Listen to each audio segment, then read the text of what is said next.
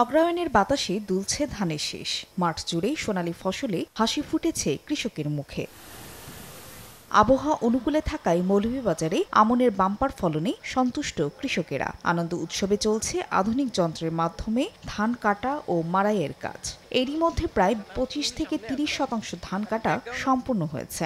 তবে ধানের ন্যায্য মূল্য পাওয়া নিয়ে শঙ্কিত কৃষক। ধান কাটতেছি 10-12 দিন হয়েছে, শুরু করছি হলে আমরা শেষ হই নাই। ধান কাটার পরে আমরা একটা চিন্তিত মাঝে আছি যে ধানের ন্যায্য মূল্য আমরা পাইমুনি না পাইতাম না। ধানের ন্যায্য মূল্য পেতে ভালোভাবে শুকিয়ে বিক্রির পরামর্শ কৃষি বিভাগের। তারা ধান ইচ্ছা করে তারা কিছু গুদামজাত করে পরে ধান যখন দাম বাড়বে তখন তারা বিক্রি করতে পারে। হবিগঞ্জের বানিয়াচং, আজমিরিগঞ্জ, নবীগঞ্জ ও লাখাই উপজেলায় ধানের আবাদ হয়েছে বেশি। 30% ধান কাটা হয়ে গেছে সেখানকার কৃষকদেরও।